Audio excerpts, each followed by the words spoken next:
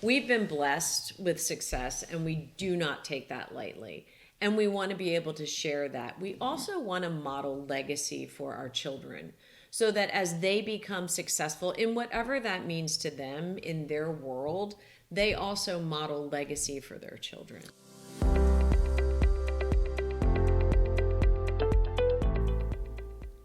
Every year around this time, Mark and I have always executed our planned giving. And during our careers, I owned my own company. Jody worked for a large company. We both had budgets that we could use corporate dollars to make donations. And matching funds. So It was great.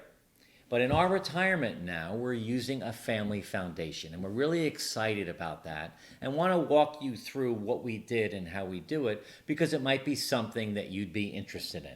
And I think it's important to note that our philanthropy includes time, talent, and financial support. Yeah. We both volunteer a lot, and we have over the years. We both have been service on boards. We've done mission trips to third world countries. We still spend a lot of time mentoring and a lot of time coaching both our family and kids as well as our clients. The board service for me during my career was a way in which I could actually learn how to lead better out from under working for my dad and with my brother. So it gave me a chance really to be myself. And we both have so enjoyed all the board service that we did during our career. And now in retirement, it's great because we're thinking of getting back into board service, but really in a different way and in organizations that really mean something to us. That's and right. in our new communities. It's funny, board service for me was an opportunity to shed all of my corporate constraints and actually apply some of those to some of the boards and some of the nonprofits that needed a little bit more structure. So it helped me get a little unstructured, but also use some of my talents in terms of structure and accountability for the board. Yeah, as a matter of fact, if any of you have any questions or comments at this point on board service, put it in the comments below. Oh, absolutely. Because we keep thinking that we should do a mini course on how to get a role on a nonprofit board. So how to find and choose and select and investigate and underwrite and look at financials. So if you're interested in I think we have a good list. We do. If you're interested in that, leave a comment below and we'll make sure we put that together. But today we really want to talk about how our family giving has changed. And the big difference really is that now we include our adult children as part of the giving process. 6 of them. All 6 of them. Well, and their partners too, frankly. Right. So today we're going to walk you through our process. And it's just the process that worked for us. And we wanted to share it. Yeah. Everything that we're going to tell you worked for us. And we don't give financial advice. We're not financial planners. So before you do what we are telling you we did, you really want to get some help from your team. Yeah, you definitely want to speak to your financial team, grab your accountant and let them know what your thoughts are. Maybe engage with a single financial planner that can help you, and definitely get a lawyer to look over what you're doing. That's not what we're here for. So when we sold my company 7 years ago, it certainly was a financial transaction. And our financial planner at the time said, have you ever thought about setting up a DAR, or a donor advised fund?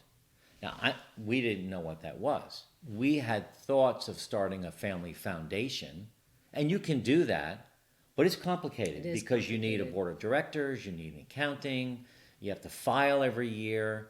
So this donor advised fund, and you can Google it and find out or talk to your financial planner. We set one of these up, and it's part of a community foundation, so the money sits there. But there's this great system, this online platform, for instance, right? Right. There's an online platform that we can send payments from.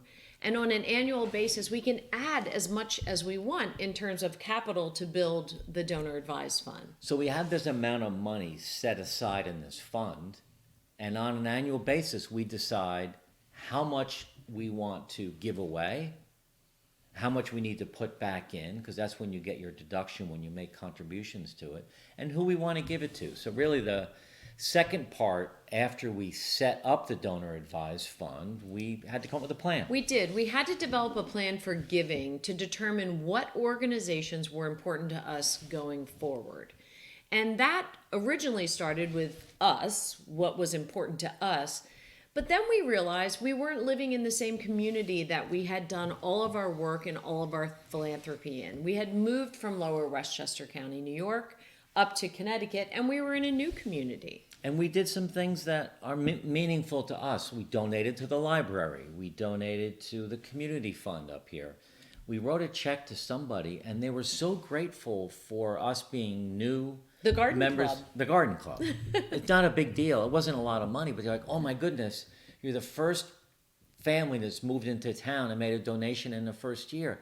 But we love our town. Right. We And love we the wanted people to in be the town. impactful. Right. You know, we wanted to make a difference.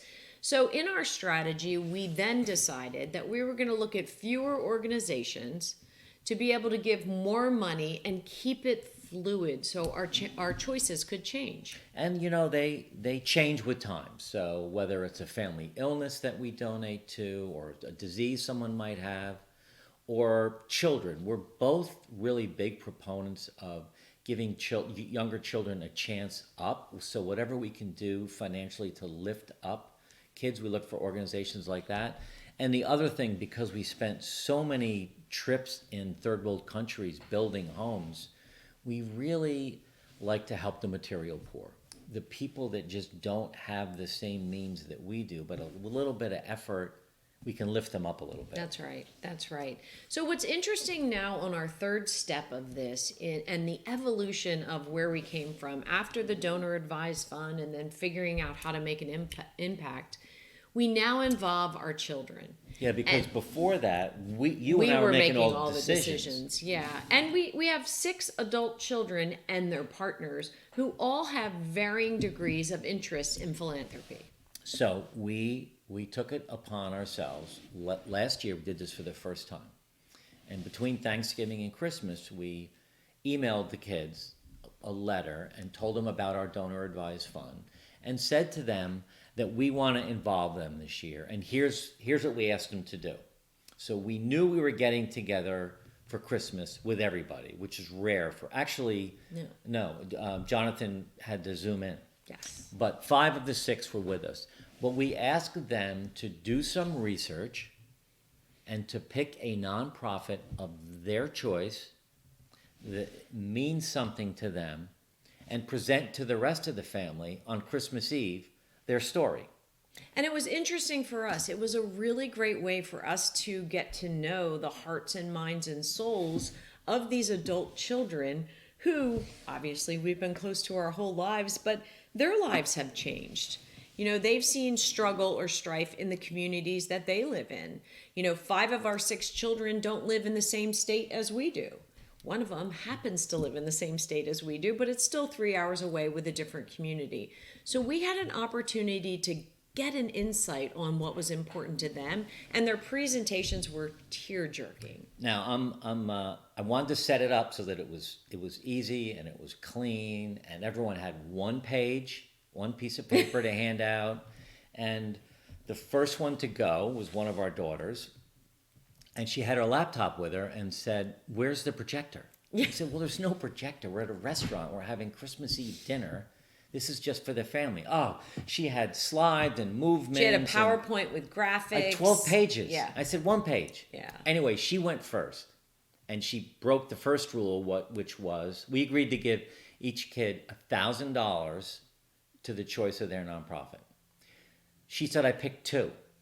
So I want to do 500 each. And we listened to her presentation. And like Jody said, we were in tears. Everybody was in tears. The thought that she put into picking this nonprofit, why it meant something to her, and the background. Both of the nonprofits. So we said, well, you've broken the golden rule, but what we're going to do is we're going to give $1,000 to each because your presentation was so good. She definitely set the bar high for the other 5 presentations. Yeah, we said, who wants to go next? You know, we've been blessed with success, and we do not take that lightly.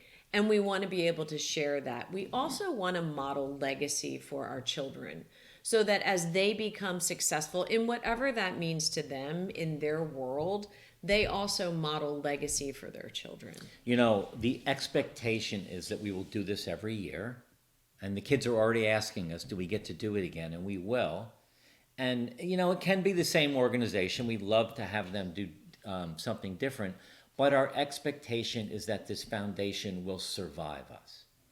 And our children can get involved, and our grandchildren, as a great way to learn to give back. Absolutely. Right, on an annual and basis. Not just give back, but also do research on nonprofits and look at their financials and look at their standing in community and, determine that they're a 501c3, which some of the kids didn't even know what that was. Right. Until this exercise. So it was a learning, growing exercise for them, as well as a heart and mind exercise for their charities. Yeah, so we hope you enjoyed this. This was very personal. It was from the heart. This is something that we're doing. We'd love any questions you have, please put below. But if you enjoyed this and you think other people would benefit from this YouTube video, please subscribe, number one, so that you're constantly updated with the new ones. But share this and like it so that others can see it as well. And finally, join our free Facebook community. The link is also in the notes below. Thank you so much for listening. Wishing you guys a happy holiday and a happy new year. And we look forward to being with you again soon.